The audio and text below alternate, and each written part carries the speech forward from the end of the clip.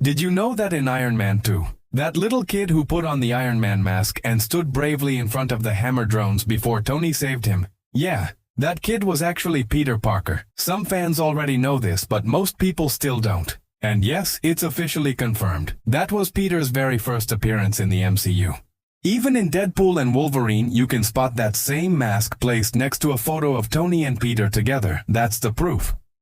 And that's why Peter and Tony always shared such a special bond. It all started from that very moment. Now here's the crazy part. Rumors suggest this exact moment will connect directly into Spider-Man Brand New Day, and even tied to Hulk. Because apparently it was Hulk who accidentally caused the death of Peter's parents during the Battle of New York. But before we dive deeper into that, let's talk about Tom Holland's Spider-Man future. Marvel's plan is becoming clearer. After Secret Wars, Tom Holland will have at least 2 more solo movies. Tom even hinted at this himself. In a recent interview, he said that Spider-Man Brand New Day doesn't feel like Spider-Man 4. Instead, it feels like the start of a brand new chapter in Peter's life. That's huge. Because if this was his last movie, Tom would never call it the start of a chapter, which means Marvel is setting up a new trilogy, 6 Spider-Man films in total. The first 3, Homecoming, Far From Home, and No Way Home, were 1 chapter. In those, Peter always had help. From Tony's tech, from Nick Fury, from Doctor Strange. He was still learning. But by the end of No Way Home, he lost everything. Nobody remembers who he is. No Stark tech, no magic, no allies, just Peter, alone in New York. That chapter ended. Brand New Day begins the next one. A full reset, street-level Spider-Man, back to basics. And Marvel has a lot of ground left to cover. Venom hasn't shown up yet. Neither has Green Goblin, Harry Osborn, or Doc Ock in the MCU. All of these classic villains are still waiting. Venom especially feels like a lock for the next trilogy. Trusted insiders also claim that in the future, Spider-Man, Daredevil, and Punisher will eventually team up. Probably after Secret Wars, when Peter goes back to his normal street-level life. And here's a big clue. Marvel is making a 1-hour Punisher special before Brand New Day and Daredevil Born Again Season 2.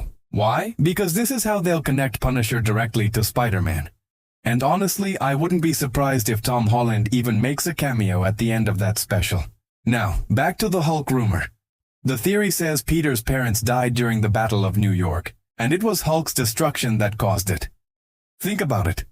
Iron Man 2 happened in 2010. That's when we saw Peter as a little kid. 2 years later, in 2012, the first Avengers movie. Peter would have been living in New York with his parents, and we all remember Hulk in that battle. Out of control, smashing everything in sight.